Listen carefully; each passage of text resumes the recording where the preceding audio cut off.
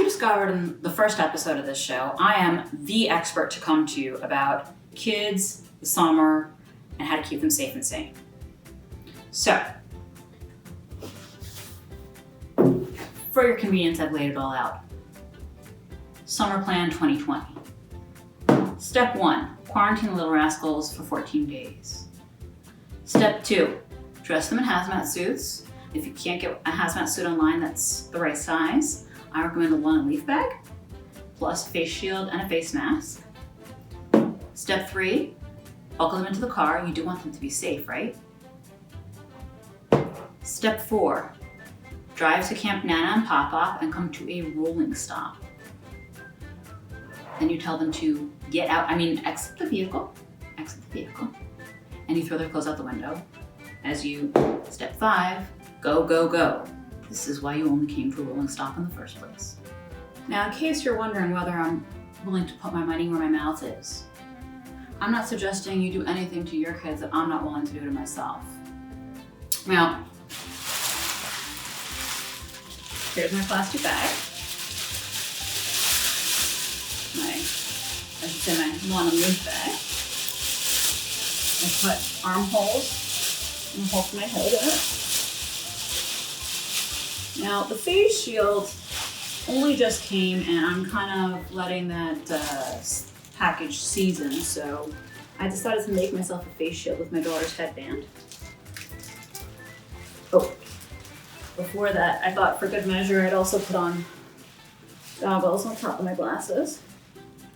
Okay, now the face shield made with my daughter's headband. And if you're going to use your kid's headband for the face shield, my recommendation is to try and get a homemade mask that color coordinates with the face shield. So, yeah, I'm not suggesting you do to your kids anything I'm not willing to do to myself. Looking further down the pike, I thought it might be helpful to also have a conversation about future planning. And just to be clear, by the way, by future planning, I don't mean family planning while in quarantine or isolating at home when your options for physical activity are, how should I put this, somewhat limited? No. I'm talking about what to do with the kids you already have. And font of wisdom that I am, I of course assume that you want to know my thoughts. So thought number 1, if your kids are, say, 6+, I think you're just screwed. Flat out, plain screwed. Sorry.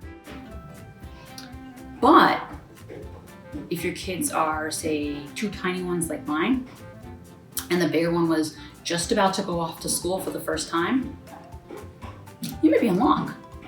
You could save hundreds or thousands of dollars by having your kid play and continue not sharing at home.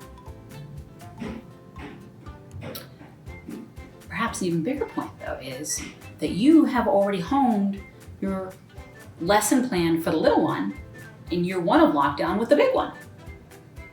He or she was your guinea pig. You mastered it. I'm not just talking here about the intentional lesson plan. I'm also talking about the accidental lesson plan, because my impression is that all across the English-speaking world, the accidental lesson plan had the exact same component for every single toddler. It included asshole and the effing big jerk. Fuck. WTF, you need a definition. And of course, shit. Now, fortunately for me, I almost never say asshole out loud. Better believe I write it all the time on social media, but my kids can't read, so I'm good. However, from time to time, fuck does slip out. And once or twice it's actually been within earshot of the big one. So what do? I tell him that he didn't hear what he thinks he just heard. I tell him I was talking about ducks, and fortunately for me, he's buying what I'm selling because of what I bought before. Specifically, the big one, Mommy and Daddy Duck, the triplets. Nice family, right? The little ones, and then the rest of the gang. Yep, octuplets we got. Incidentally, thank you to all our friends and family who helped us amass this amazing duck inventory. Thank you, thank you, thank you. And so you may now be wondering, what happens when shit slips out? Well, fortunately for us, we live by a river. And there are boats going by day in and day out. So I just tell my kid that I'm talking about ships and maritime objects. As a side note, for all of you in child services who may be watching this, I just want to point out that I am actively trying to prevent my kids from learning these vocab words. My aunt, when she was probably about my age and had 3 tiny ones, she was carrying the feverish baby down the stairs while the other 2 pulled at her legs, so clearly, obviously, she was gonna fall. She let out one lone shit.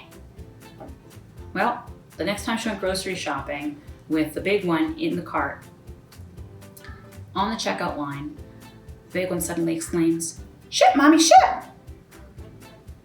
The grocery store clerk looks at her like, WTF are you teaching your child?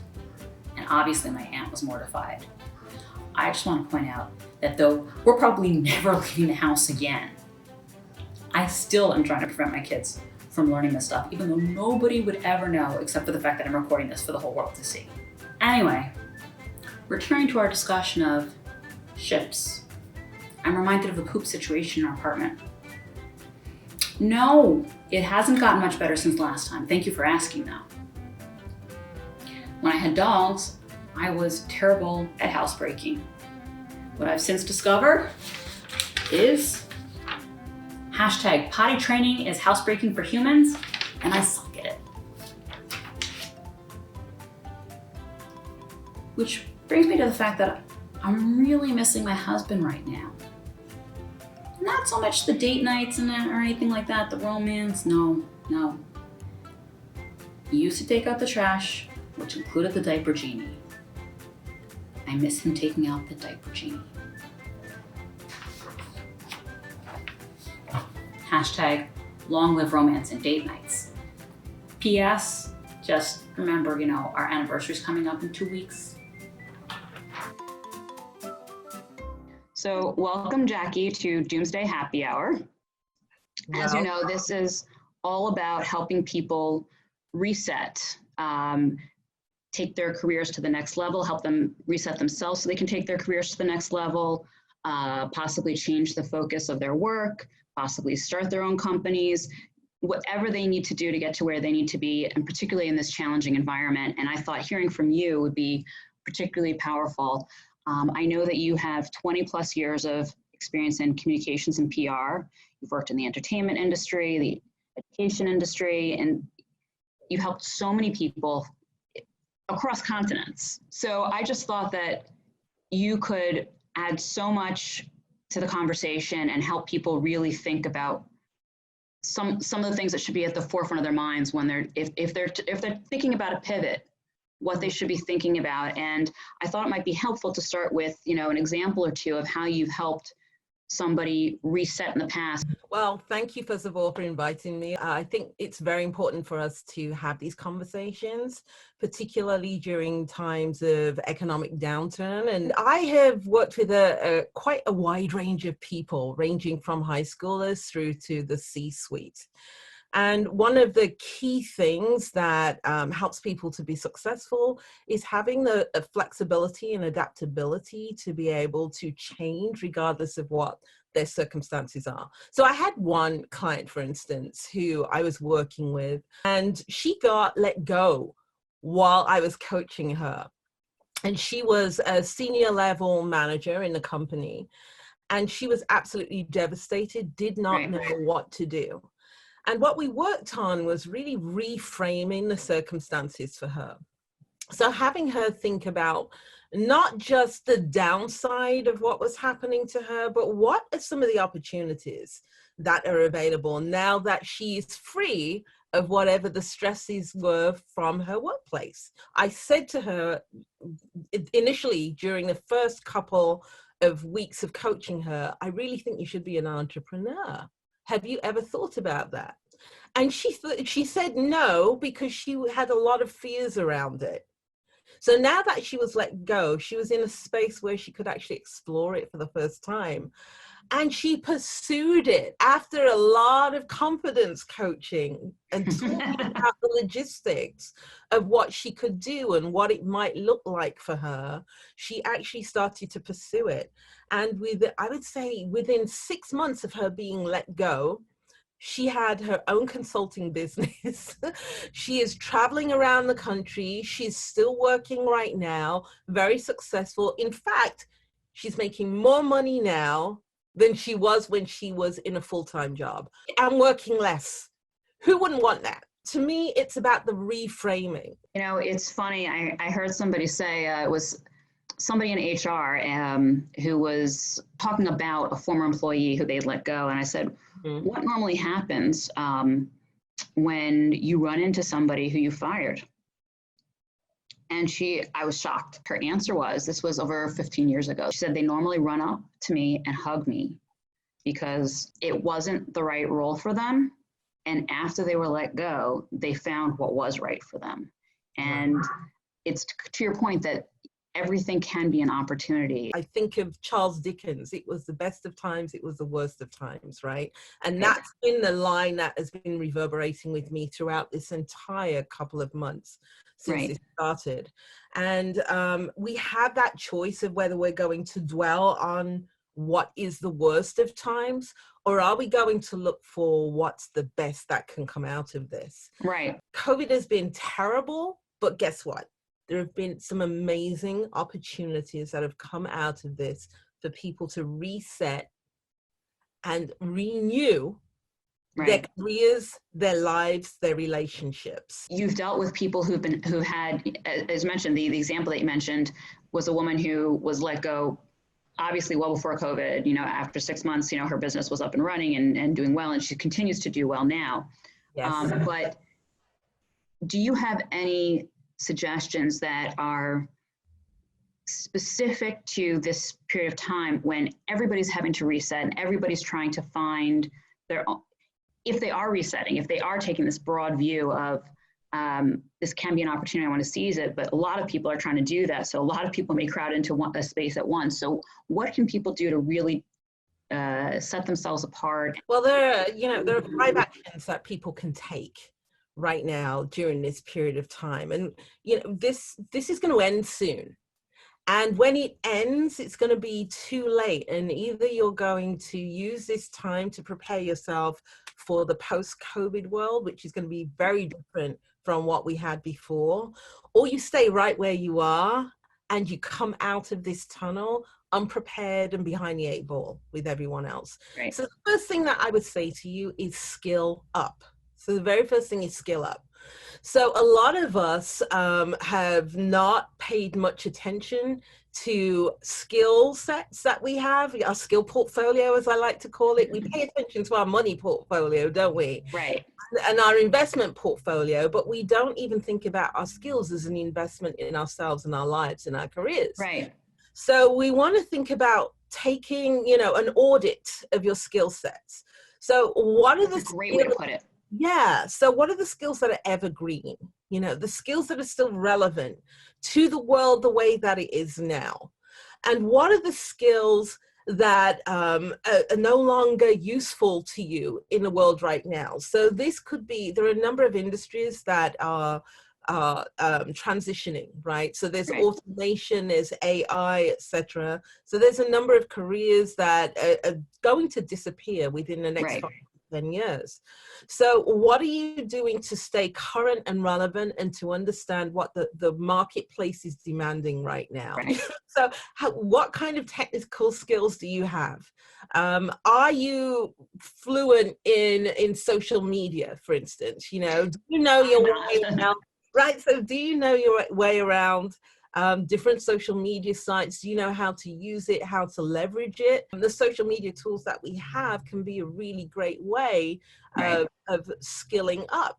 Yes, so, I know I need to do that there, yes. Right. And, and there are all kinds of low cost to no cost ways to skill up. That's what's incredible about living in this period of time. Tell me about that for a minute. Well, it doesn't have to cost us an arm and a leg. So for instance, on social media platforms like Facebook, for instance, there are a number of like different courses that are being offered for free by various coaches and various professionals who are testing out products. So keep an eye out for those and enroll in them. They're often positioned as challenges. So the next thing would be to increase your knowledge base. So many of us, we've taken, you know, our undergraduate degree, our graduate degree, some of us our PhD, and we stop learning at that point, right? It's like we know what we know, and that's it. We're already experts. We don't need to work on ourselves. Right. The biggest mistake you could ever make is to think that your degree is the be all and the end all of the knowledge that you're going to need to survive in the world. So if you're not reading industry periodicals each day, if you're not doing that, if you're not reading business books, you know, watching blogs, reading blogs, you know, watching podcasts and staying up with the latest thought leadership pieces, you're going to be left behind. So the next thing is expand your circle of influence, right? And what you do that from quarantine though? Oh, how can you do it? So remember those groups that I said you could get into, these challenge groups? Right. There are all kinds of interest groups on Facebook, LinkedIn, Instagram, etc. So join a group in an area of interest that you have. So, and there's everything's there for us already. So it's about connecting with like-minded people who are in an area that we want to be in. We want to surround ourselves with people who are in the space where we want to go, or who are going or want to go in that direction, in that space. Because this is what's going to, help you to network and get to resources and opportunities faster. And also, it's going to be encouraging to you, especially when you want to make a big change. We want to look for people who are going to be encouraging and who are not going to think that some of the risks that we're taking are crazy. And the next thing is to be visible. So by that, I'm saying participate in these groups. Blog. Start a blog. Right. If you don't want to start your own, guess what? LinkedIn has a blogging portion of the platform. So you could actually go on there. That. Yes, you can write your own pieces on LinkedIn and publish them to the professional world. That's another way of highlighting yourself and your skills and letting other people know what you do, right? And also building your brand, which is a very important part of this. Being highly visible, participating in dialogues with people, and not just, I mean, most people are participating on social media just to shout at each other over politics, right? Which is a complete waste of time when you could be having conversations that are expanding your network, connecting you to resources and people who can help you get to where you want to go. And then the last but not least, be open to renewing and reinventing yourself. So I have reinvented myself multiple times. And if you're not a baby boomer, it means that you are probably going to reinvent your career several times in your lifespan. So what that means is that you're going to take different directions. So I reinvented myself as an immigrant, moving from the UK to the USA as a student. Is that where you got that lovely accent? That's where I got that accent from, right? Right, I didn't buy it here, right? So that's where I got it from. So that's what I did, you know, I'm dating myself, but whatever, you know, I'm okay with that. So the 1990s, that's when I moved here. And I moved here during a recession economy back in the UK because I wanted to jumpstart my career in film and documentary filmmaking. So then I did that. Then from there, I reinvented myself from there to teaching film and documentary and production, right? From there, once I'm like, okay, I'm ready for something else. From there, I started and did another turn, right? And moved into public relations, communications, and marketing. And then from there, this is where I am right now, which is people development. And the thread I get the progression. right. It's like you're building on your old skill set, but you're also reinventing yourself at the same time. At the same time, the connecting thread for me is always communication, which I love, right? And also dialoguing and connecting with people in some medium and helping people to transform themselves, whether it's their business or professional brand, their business presence, you know, online presence in the marketplace, whatever, shaping their messages. It's always been that connecting thread. Thank you so much. The last thing I wanted to end on was, actually, I found it very inspirational. It was the story of, well, let me back up. I was reading a piece in The Economist, and they were saying that there's so much untapped potential. Now, they were talking about untapped potential for companies. They were saying that more than 50% of consumer spending is actually coming from women. And a lot of the products, particularly the products for like gaming and AI, but even seatbelts, they were made for men.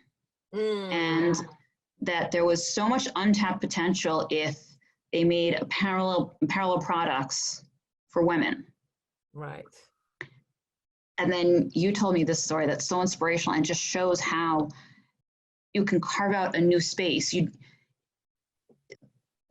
There's a lot of opportunity out there that if somebody is taking initiative and creative, even in a time like right now, which is so difficult, there is space. There is space to create an opportunity. Tell me that story again, because I think all the viewers here are going to want to hear it too. Right. It's an amazing story that I read about, and this was a woman. I believe she was an engineer by profession. And she's from Pennsylvania, by the way. And what she noticed was that, and you know, engineering is also a very tough sector for women to move. Right. So we all know that. And what she noticed one day, she would always bring her car to the car shop, you know, and she had all the trepidation and the nerves about doing that. And, you know, usually as women, when we take our car to the car shop, you know, we're often kind of shafted, aren't we? Right. With prices, because we're really nervous about learning the mechanics of how a car works. Right. And she's an engineer. You would think that wouldn't be applicable. Yes, I would. Exactly. Right? She felt the same way. So what she realized one day was that she felt that there was a space there for a shop which was run by women for women, right? Which would approach cars from a woman's perspective. So she jump-started her own business, and she's the only one, because there is no other woman run enterprise like this, right? So she has found this amazing niche where she gets droves of women coming to her, and she's been able to expand the business with classes that people pay for, right? She does things as well as paid things. She's even opened a nail salon.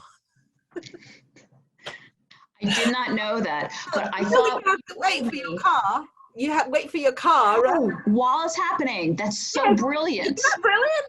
So, but what you also told me was that when they do these classes, they're not trying to replace themselves, but they're trying to teach women like how to take care of their own oil change.